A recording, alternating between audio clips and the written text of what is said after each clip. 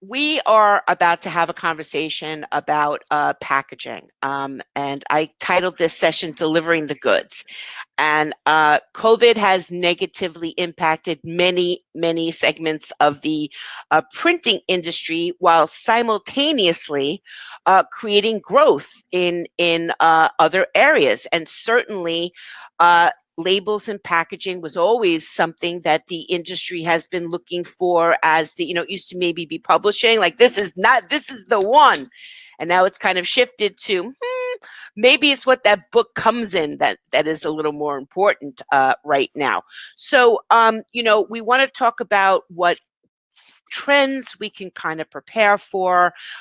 We have a really interesting panel today. I will start by introducing them before they say stuff about themselves. Joanna Stephenson, she is the Managing Director of PhD Marketing and Strategy. Joanna, who we call Joe. Is it okay if we call you Joe? Yeah, absolutely. Okay. Absolutely. And she has a funny accent too, which you'll find out. Joe leverages her in-depth knowledge of B2B communications in print and packaging to provide effective outsourced marketing support to clients. She is also here to represent the market intel. She's got a global perspective, and that is how she is so successful in her business. She can help steer companies in the right direction, based on data and experience, of course. Adam Peak is the wave to everybody. Adam, he's the Business Development and Channel Partnership Manager at Fortis Solutions Group, which is an amazing packaging printer. I'm sure you do other things there too. Adam helps clients across a range of vertical markets use labeling and flexible packaging to sustainably sell products. And that's kind of your jam, the sustainability jam.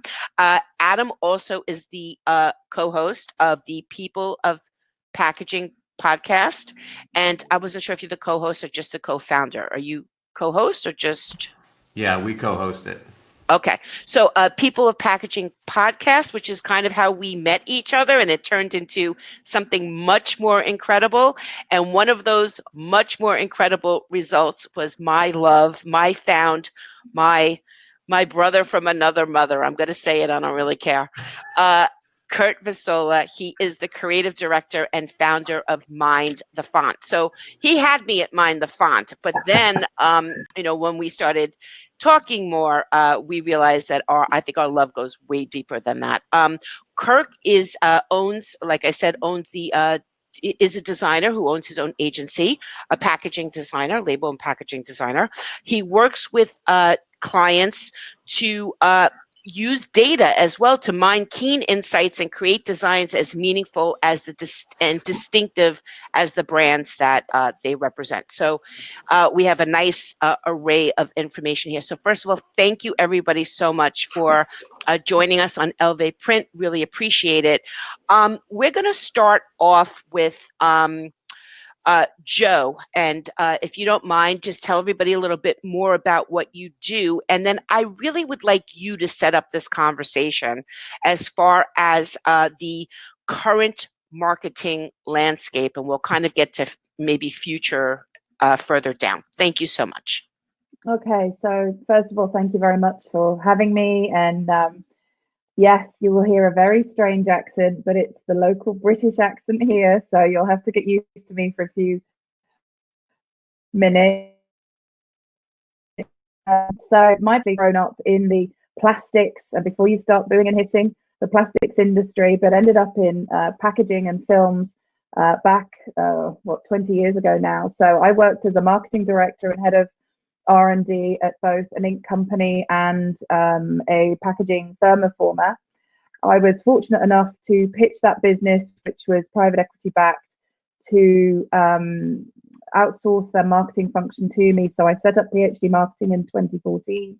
And we now have a selection of packaging companies working for us, or as clients rather, right across the reprographics prepress sector, machinery, presses, printer converters, and helping them essentially market themselves to brands and retailers in terms of what they can do. I'm also a co-founder of Women in Packaging here in the UK, which is how Deborah and I got together originally. We have a distinct issue here in the UK, and that's not to say that there's lots of good intention around, but you really struggle to find women in technical manufacturing and leadership roles here in the UK. So we're helping women network, get support, and really see role models that can progress in the industry into these really important roles. And then finally, I also sit on the board of the European Flexographic Industry Association. So that's a trade association working with all the flexographic printers, which is the main print technology used here in the UK today for the packaging industry.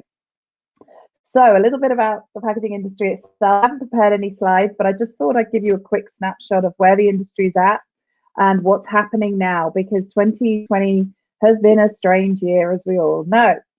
So today's packaging industry is approaching $280 billion globally. It grows roughly in line with a country's GDP, but the global growth is around 5% per annum. But the distortion above GDP really comes from Asia. That's where the mass market growth is today. If you look at the industry, it's actually split a third between the Americas, Europe and Africa, and Asia. But we tend to see higher growth rates over in Asia. And it's a really stable industry, as Deborah pointed out. When you compare it with things like signage, graphics, the commercial print area, pointers, sales, display applications, they've really struggled through COVID. Whereas packaging, 51% of packaging goes into food and drink today globally. So it really is quite a stable industry. And I'm very grateful. My business is 80% packaging and print related, 20% healthcare products, which of course have also been booming. But COVID's created some challenges for the industry. First and foremost, we've been obsessed for years in the print game about how fast can we run and how much short run fast response work can we do. COVID's turned all that on its head. We still want fast response, but actually we've seen an awful lot more long run work. So what's been going on is the big brands and retailers have been editing their ranges. They've taken the number of SKUs that they've been managing down in order to keep product on the shelves. The consumers, in turn, as opposed to being driven by brand loyalty and quality, have been driven by what's available. And there's been kind of this shift in the industry where brands and retailers have been learning that brand loyalty has dropped away and that it's all about availability and giving the consumer what they need in the here and now, which has been a bit of a shock because everybody goes to me, ooh, COVID, great, we can go with digital print, that's going to solve the problems. Digital's gone left field. The short run work has diminished. This has been about do it fast, do it big, get it to store, and keep our supply chains running. So everybody's been trying to simplify the supply chain to market, and people have been learning a lot. The big takeaway here is that the consumer is now promiscuous. It does not have the brand loyalty that was out there. I know, strong word for this one, right? But in terms of, I always had a can of Coke. I always chose a particular brand of, I don't know. Oh, okay. That was an internet situation, so I'm sure she'll come back. Oh, excellent. That was fast. I'm back. No problem. Okay, I'm so you were talking about being promiscuous, I believe. Can you hear me? Yes. Yeah. Okay, you have a little delay, so we're gonna wait for you to catch up or maybe come back in. Oh, okay. Okay, so that was really interesting, and I just want to echo what you were saying. I know early on, I believe I told the story, and I'll keep telling the story because I was one of those people that didn't get the memo on you need toilet paper in March, and I ended up spending $89 on 16 rolls of toilet paper. And I have to tell you that short of it being sandpaper, I didn't care what it was at that point. I was like, I will take anything short of a frying pan at this point to have in my house, or paper towels and things of that nature. So yeah, brand loyalty goes out the window in a pandemic. If it was could function and could clean my counter, and that's what was in my house, despite my by the way, advertising people where I come from are one of the most brand loyal people that everyone I know in advertising. We have our brands, and we just it's very hard to get us off of our brands. So very interesting. I want to just address pouches for a moment. Something very interesting. I've been having a couple of conversations with people, and I don't want to freak anybody out, although I freaked out, but I was told that we're about to have a coffee situation that might have even started. And I don't believe there's a shortage of coffee. I believe the problem is the packaging that the coffee goes into. There are some restaurant supply companies that are even recommending that restaurants start hoarding coffee. So first of all, Joe, in your is there a pouch shortage? And I don't know if it's necessarily pouches, but this is going to also sound odd. I've gotten on a little bit of a popcorn obsession, being home, and as long as I'm ordering it online, I'm trying all this different stuff. I can't get popcorn in bags now. They're literally like, we don't know when it's coming back in stock. It's not because there's a corn shortage in the United States of America. There's got to be something with the packaging. So anything to say about that? And then we'll move to Adam. I would say in Europe, there is definitely capacity constraints on pouches.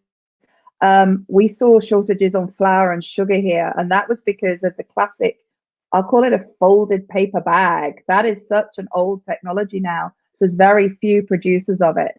The challenges for pouches here, and I'm sure we'll get onto this topic, which is the major issue, has been sustainability. A lot of brands won't actually move into pouches because of the challenges of recycling flexible packaging.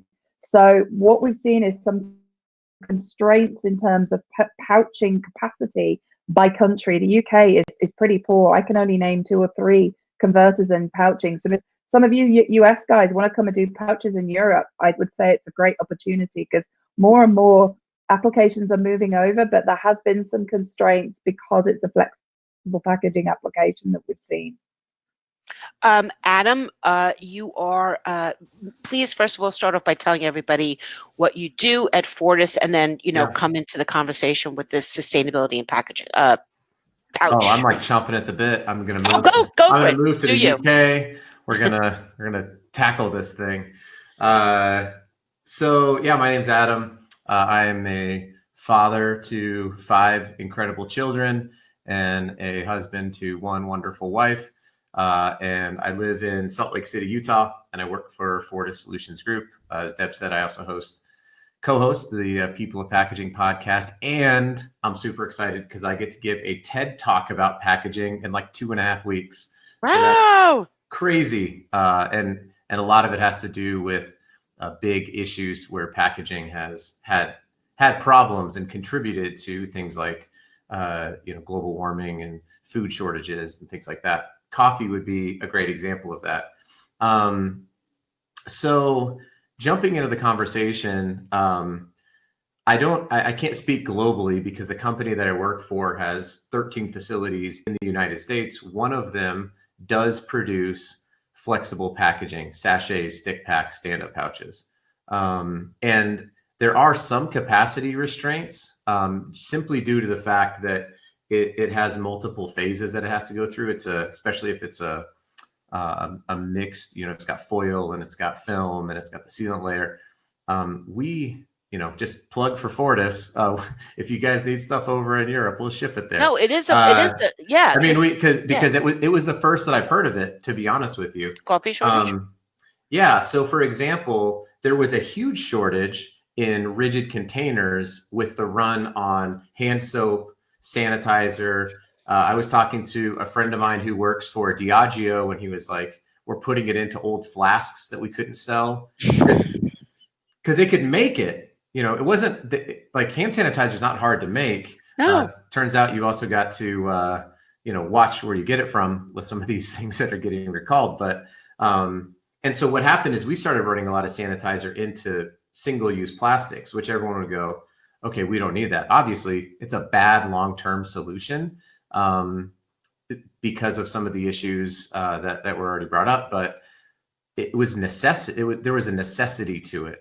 And like you're talking about with brand loyalty, I think there was a short-term amount of, I don't want to say sustainability loyalty, but you kind of get into crisis mode when it's like, whatever we can do to get our products on the shelf, we're going to do.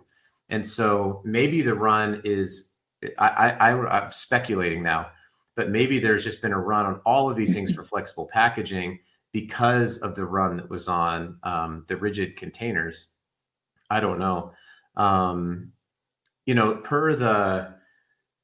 the coffee conversation is really an interesting one, because when you start talking about sustainability, and Deb, you kind of hit on this a little bit.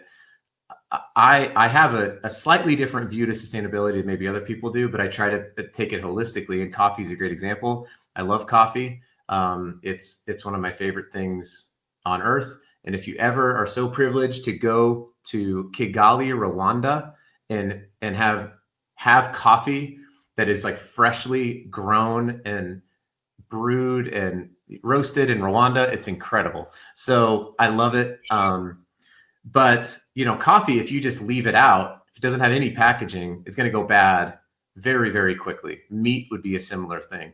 And so packaging provides the opportunity to extend the life of that product and keep it fresh, which, I'm probably preaching to the choir, but people don't really think about that. So I say, does it protect the product the best? That's your first question. That's the primary function of packaging, is it has to be protective of the product. So if you took go ahead. I'm going to steal from an old colleague, but I'd go a step further. And he used to say, if packaging was invented today, it would be considered a green technology, a sustainable technology. Correct. Because you're preventing waste, you're protecting the product, you're reducing the CO2 carbon footprint right across the supply chain. And this is what is, I'm sorry we're onto the sustainability argument already, but this is what's so sad about the media hype and the focus on packaging, because this is actually a technology that is preventing further waste and further environmental damage in multiple markets. But as an industry, we've just not been able to come together and tell that story. And right. I always start, if I'm blogging or presenting or working with my clients, I always start with, hey, packaging fundamentally has an environmental role. It protects and preserves. And this is just lost in today's narrative. So I'm grateful to hear that from you. Yeah. And so, there was a study done by the University of Alabama that showed just fruits and vegetables in India, $5.7 billion was lost only due to poor packaging. $5.7 billion worth of fruits and vegetables. And so, when you take something like coffee, and the president of the World Packaging Organization is a guy named Pierre Penard, and he tells a great story. I can't recall it perfectly, about a vendor that he talked to who was selling coffee just in a paper bag, and another vendor had a longer line, and they had a flexible film, and their coffee was fresher. They could make more money. So this vendor was going out of business because she had improper packaging. And so he was able to kind of educate her. It's a microcosm of the bigger issue, which is, packaging is a tool to accomplish something, and it should be treated as such. And the final point would be, if we run out of coffee, I don't know. I mean, I just don't. No. What is Kirk? So Kirk has 77 different coffee mugs with superheroes. What on earth are you going to fill? Tea? What are we? No, we're not talking about. That's for Joe's people. Yeah. Brits like their tea. We're not entertaining that thought. There's enough coffee. There's just not enough things to put the coffee in. So if I've got to go to like Fresh Market and ground my own in that damn place, that's what I'm going to do. Even if I have to stand under it with my own, bag. It'd be interesting if they use, there's vacuum skin packing that they use for meat. That would be an interesting application if they had to get into a coffee situation where they had to package start thinking about it. This is about elevating print. We cannot have Americans without coffee. I mean, do I need to even mention that? That is not a good idea. But I do want to bring Kirk into the conversation on this point, though.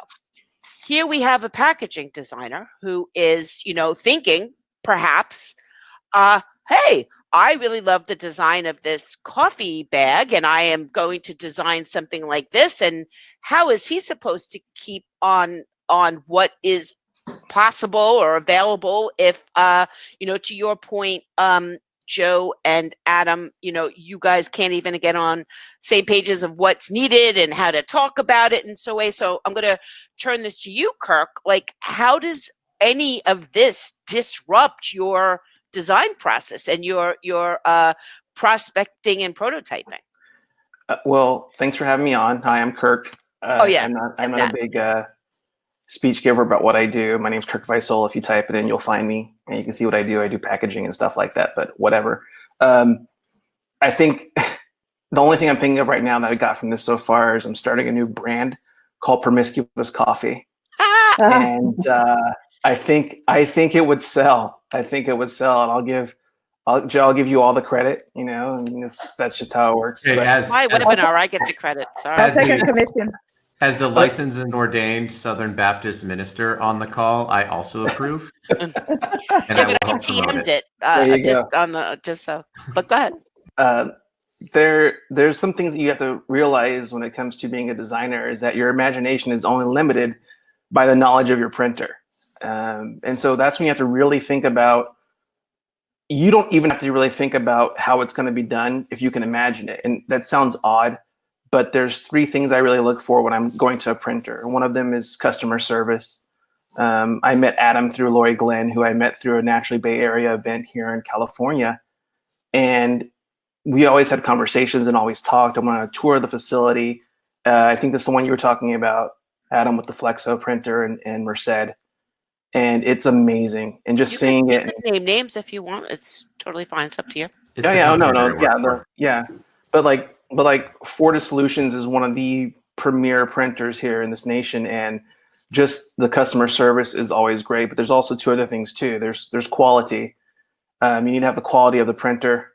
That needs to happen when you go to them and say, hey, I have an idea. And they can show you, well, here's what we've done before. Does this work? Or something along these lines. Like, oh, yes, it does. The one problem with COVID is that packaging is all about touch and feel, finished products anyway. So no matter how much I see something on screen, until I get it in my hand, I really won't know exactly if it's what I'm looking for or whatever. So there's a little disconnect there. So therein lies the trust, that you have to be able to trust the person you're working with. So you have customer service, you have quality, and you have trust. And those 3 things are huge in regards to packaging. I remember I was working on a can, and a lot of times with cans, they don't tend to go photorealistic because the rendering just doesn't work for cans like that, especially if you're doing Flexo. So I was talking to a gentleman who had been doing it for 30 years. And he said, oh, we can try this and this. And what he did was he manipulated the colors enough, 5 colors enough to make it look photoreal. And when you look at it at first glance, it's like, oh, wow, that's awesome. But he had that knowledge. And that's the knowledge you really need to look for when going to a printer, especially during times of COVID. I mean, you have to know, because you can't go on site, you can't do things. And even if you're thinking about switching printers, so the whole loyalty thing, I think the loyalty thing probably comes from a supplier more so than a designer, because designers, they will go with who they know and who they can trust. That's how I feel, because you get the quality, you get the person checking in on you, and you have that trust factor. I appreciate what you're saying. What I would say is that it seems that you have developed a very collaborative relationship with your printers, which is maybe more prevalent in the packaging area than in the commercial print area, because certainly Right. I would say that one of the biggest, I don't want to say complaints, but maybe sadnesses or wishes of the commercial printers, let's say, is that the customers come to them first, so they're not cleaning up their mess. Instead, they can be a trusted advisor and say, I always like to bring up the example, I was doing a direct mail campaign, and, advertising agencies, just do it. Just do it. Why are you talking to me? Just do it. And then the printer's like, okay, lady, we're just going to do it. And they did it. And then after, they said, P.S. if you had altered the size by 1/8 of an inch, you could have saved this much in postage. Have a great day. You know? Yeah. So it's worth listening to working with printers up front. And by the way, we did every time after that. We were like, hi, we're really sorry about that time 3 times ago. We're back again to ask for your guidance before we do anything. So Yeah. let's talk to the printers out there. How can they create some sort of something on their website that you might think, this person might want to collaborate with me, or is possible to collaborate with? Is there some way they can communicate that without actually talking to you directly? I don't know. I guess you could think of the artistic finish and probably show samples of stuff you've done. But it's really hard to get that just from, like, a lot of times the printers I've gone with is through word of mouth or coincidence meetings. And there's 2 things that need to happen in that situation. One, you kind of have to let go of your own ego to think that you know everything, and you have to be able to listen to other people, which is so hard sometimes because that goes back into the trust thing I was talking about. I'm not even sure if I'm really answering the question of how a printer can come to me and say, hey, we can try this. Maybe send samples, flat label samples. I mean, doing a lot of wine and different things where you have kiss cuts, where you keep it on the roll, but you keep it on.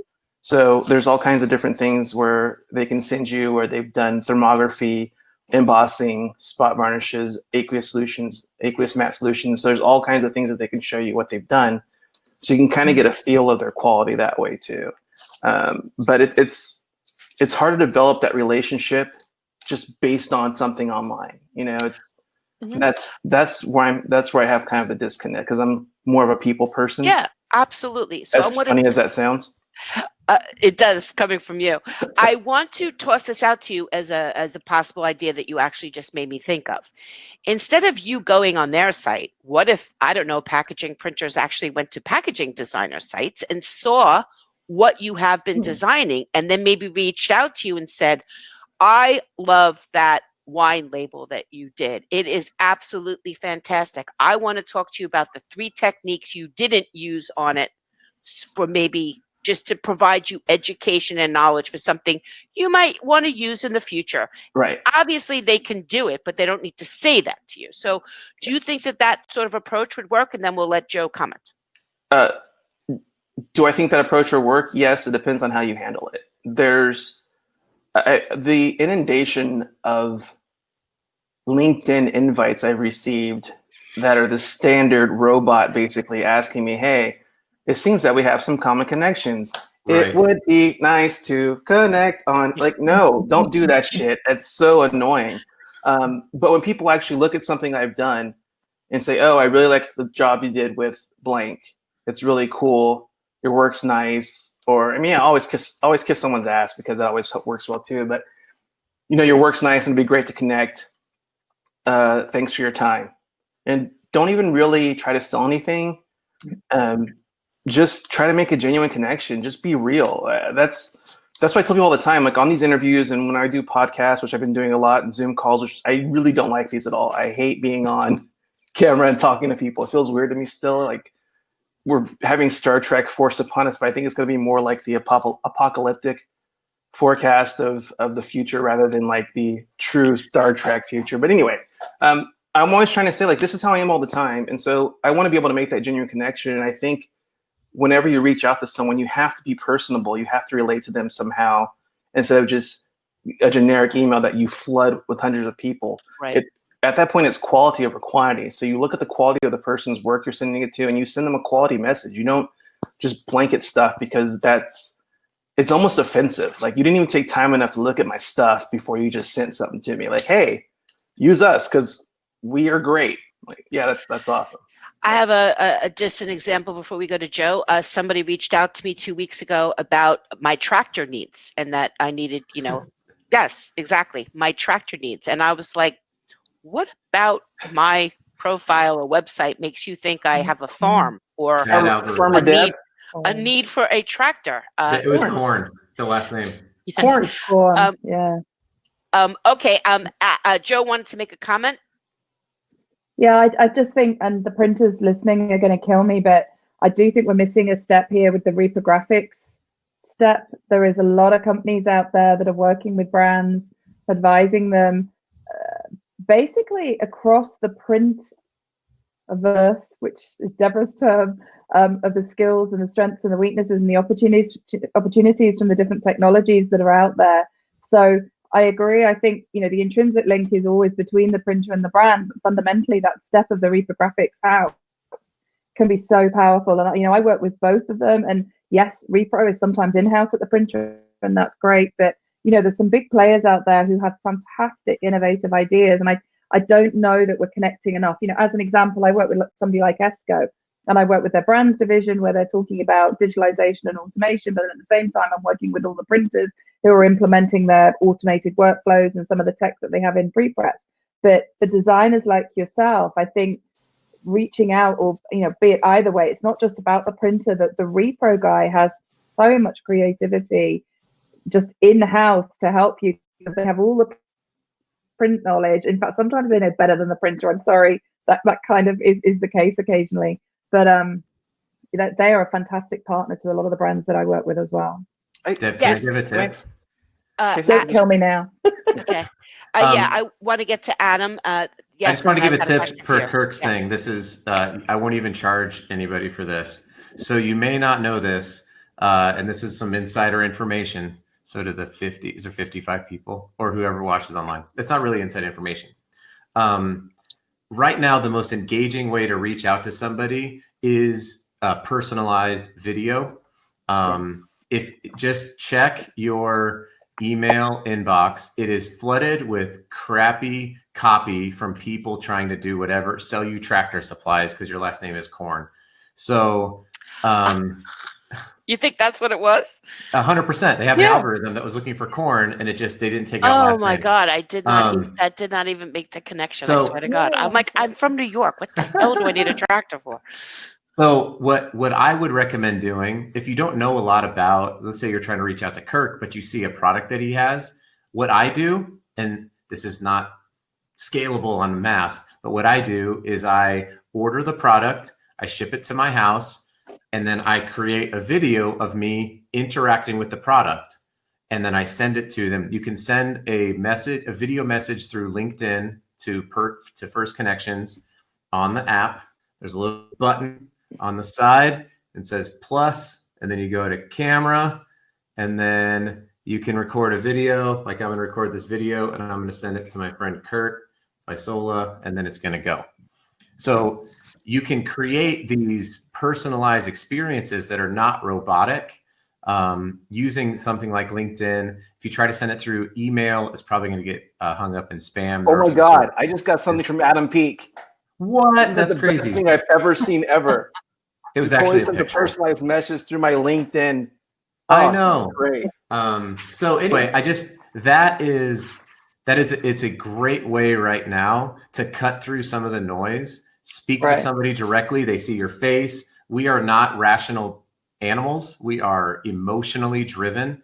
And so when you see someone's face, you hear their tonality, they're holding your product and they're interacting, like tearing off the tear strip and reaching in and trying the chips, and they're chewing them onto the microphone.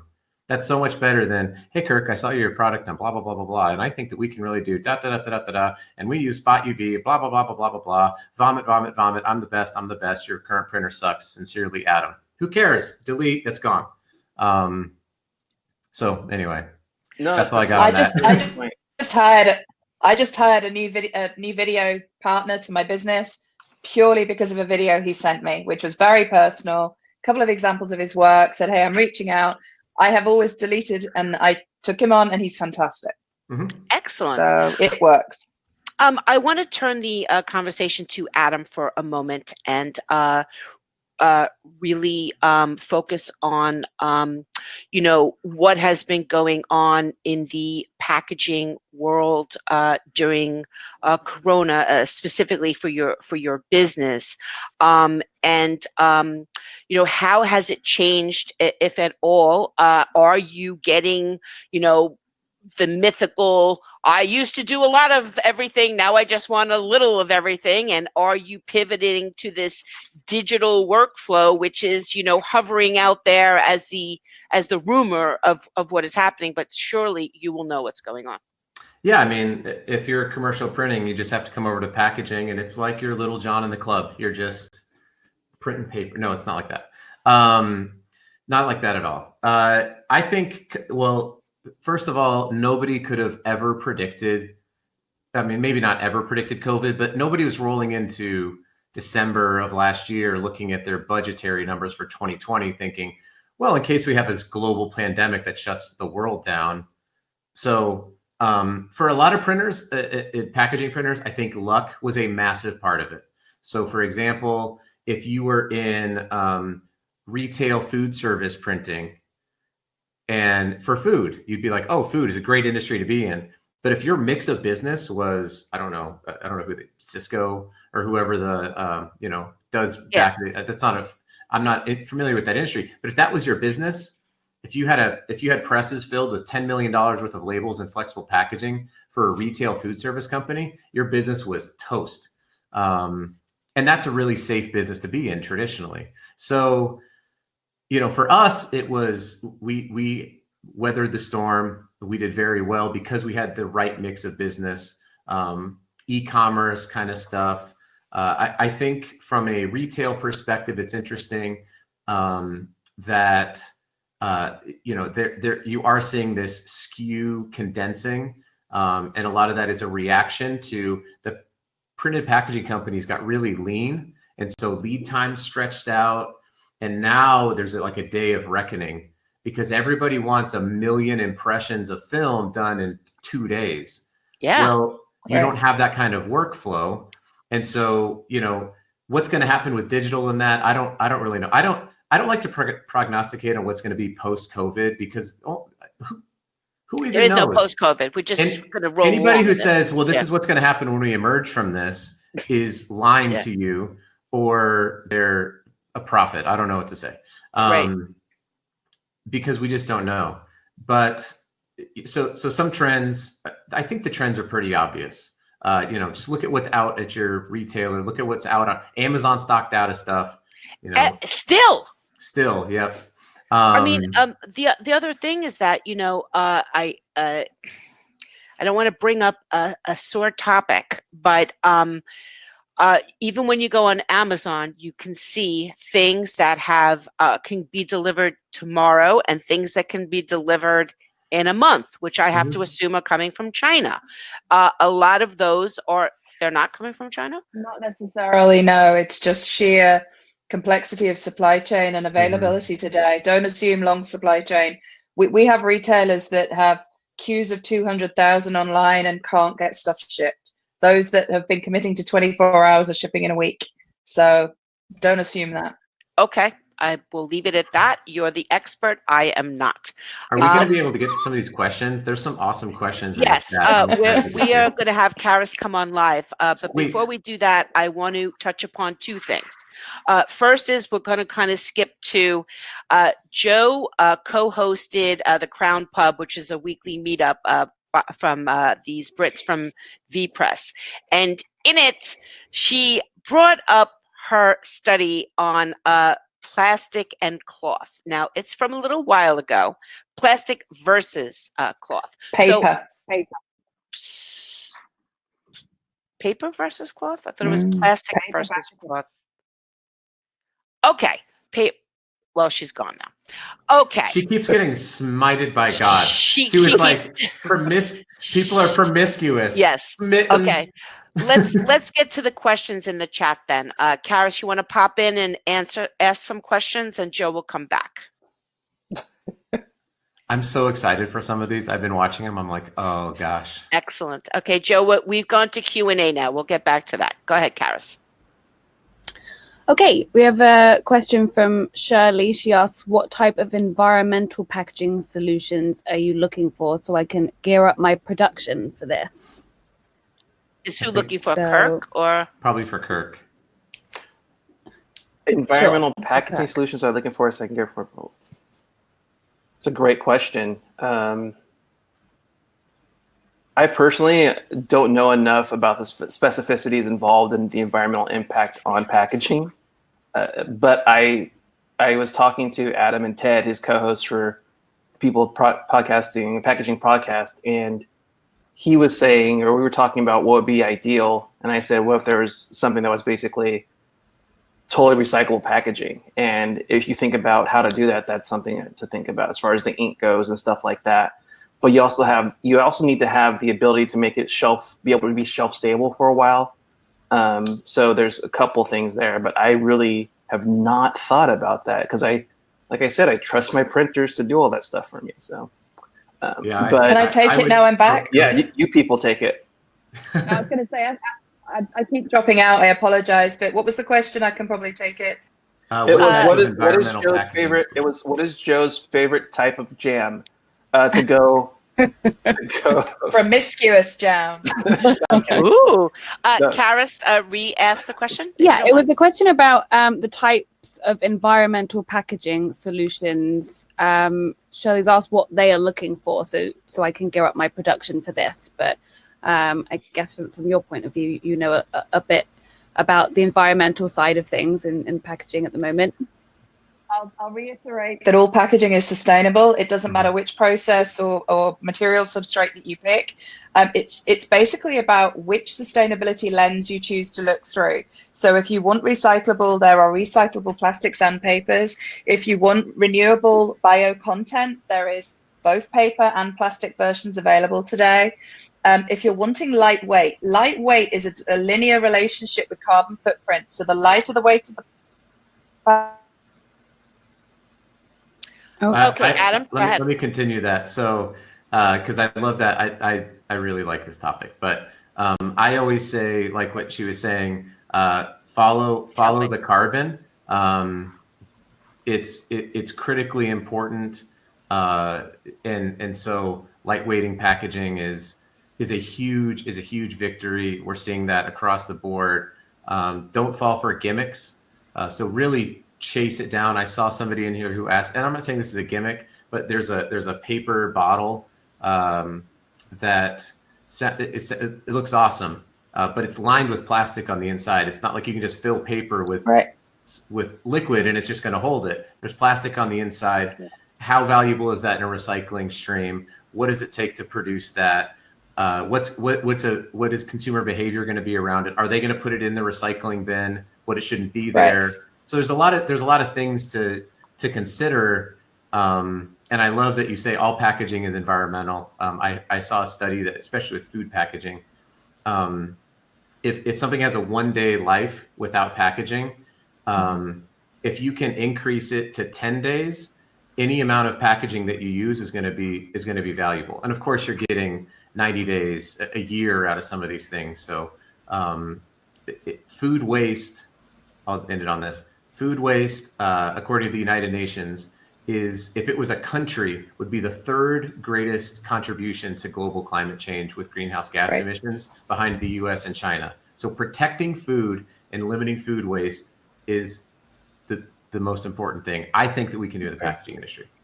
And I'll make a quick comment in case I drop out, but your typical food product, the packaging is less than 3% of the carbon footprint. Yep. So a steak from a cow is 3% the carbon footprint of the steak. Your home refrigerator is 14% of the carbon footprint. Okay. And one tank of fuel, one tank of gas in your car extra per year is the equivalent of your entire plastic use of packaging per year for the average family of 4. So you jump in your vehicle and go do your shopping and you don't think twice, but you get hung up on single-use packaging.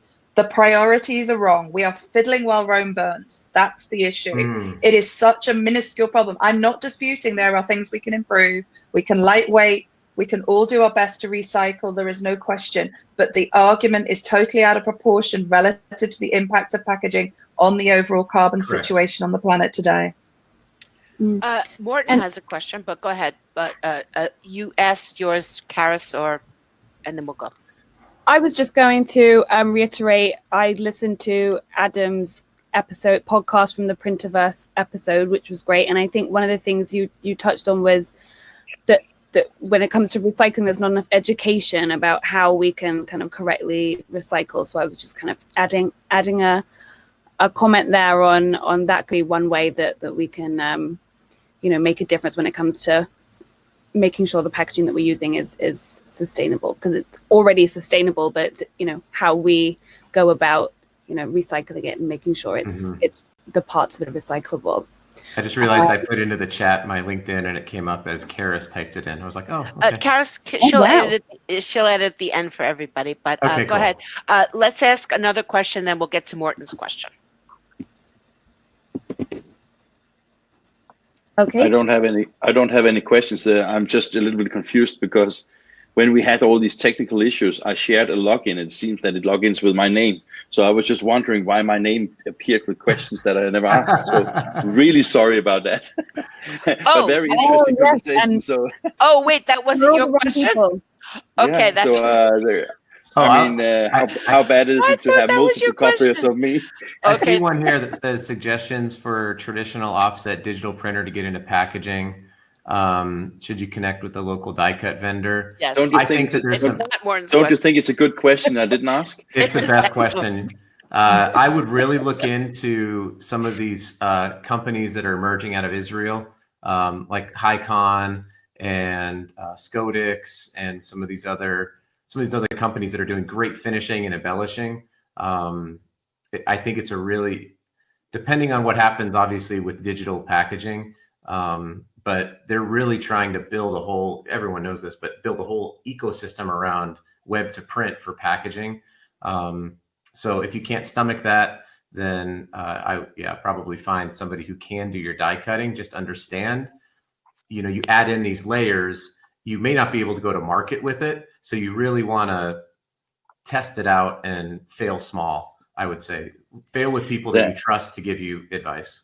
I can tell you in relation to what say, Adam, that we on English TV, we have multiple films with both Hycon and Skodix, and also when we talk short run, interesting projects, it's like from Condit and from Twine. So all the Israeli companies that are really kicking They're ass. Killing it right now. They are so good.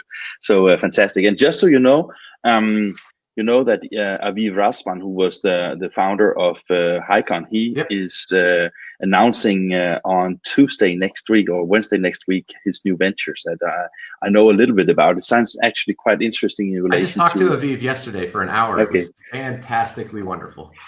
Fantastic. So you know what's going on, and so do I, but we can't say anything, nope. Right? Okay, well, I don't know anything. That's interesting. Before we end this session, I really wanted to take a moment to focus on Adam's People of Packaging podcast because there's a bigger story here. And it's one of the reasons that Adam and I so closely connected. Our missions are very much aligned. Can you please tell everybody about why that was started and about the stories that you're helping being shared through your podcast? I'll try to keep it really quick because I know we're running up on time. So I won't assume, but I will assume that the commercial print space is similar to the printing packaging space, which is mostly dominated at higher levels where people make big decisions and make lots of money by white men, which I am one of. And so I was talking with Ted, who's my co-host, and I do business development for a printing company. He's a packaging engineer. And so we said, what could we do about this? We quickly got on our phones. I said, I wonder if there's a podcast about packaging. And there wasn't that we could find. I'm sure there was. We just couldn't find it. And so we were just dumb enough, and about 3 or 4 adult beverages into a Lux Pack happy hour, we were like, we're going to do this. And Ted had he's a hip hop and R&B producer. And so we decided to start a podcast where we tell the stories of people who are in the packaging space. And we disproportionately focus on representing people of women and people of color to tell their stories, because it's, we just did one that released yesterday with Daryl Jobe. Daryl grew up in Oakland. He was a Crips gang member, in and out of prison. Now he's a CEO of this incredibly innovative cold chain packaging company. And when he shared it, there were people commenting on there. So good to see, so good to see someone who looks like me represented. Way to go. And I don't know what that means, because that's not a thing that I've struggled with. But I do know that it's been a really cool and important thing for us to just share people's stories. How'd you get into it? What are you doing? It's very interview style, and so that's what we do. I've met, honestly, like people like Aviv, and Kirk was on, and I just met some of those interesting and cool people, and some of them you just wouldn't, they're just out there. People have incredible stories, and I'm so stoked to be able to share them.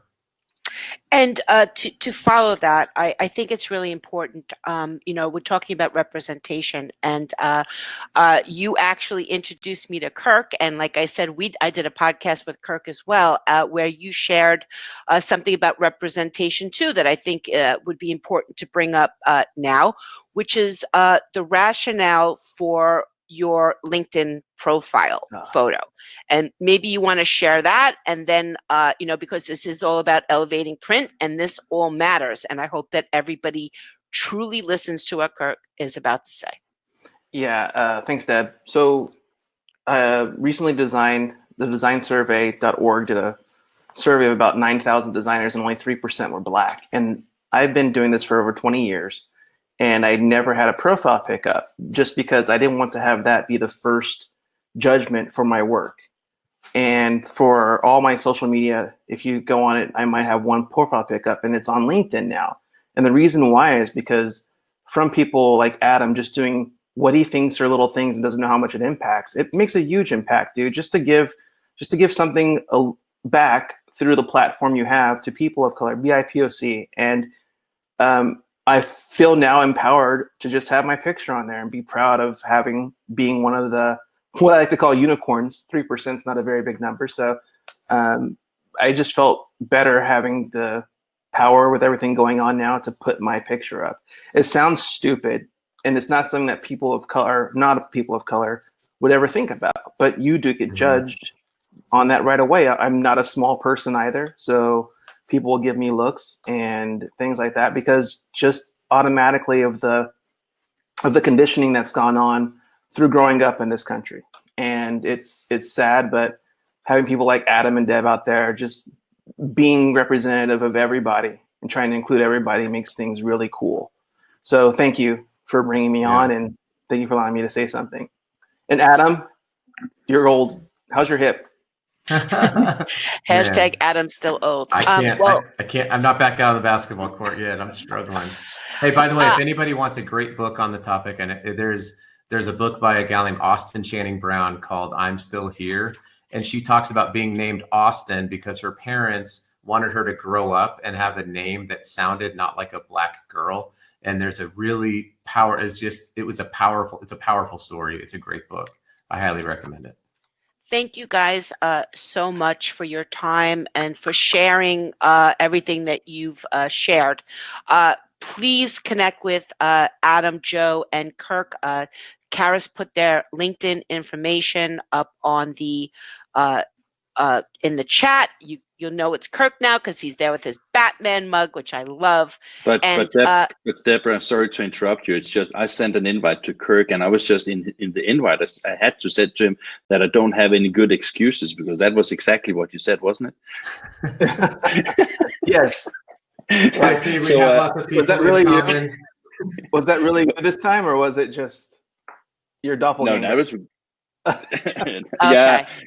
It's okay, guys. Enough, we're gonna stop the guy humor, which I don't understand what's going on here right now. So, thank you all so much for joining us today, and the replays will be available soon. And really appreciate everybody's time and efforts, and we'll see everybody again tomorrow. Thank you so much.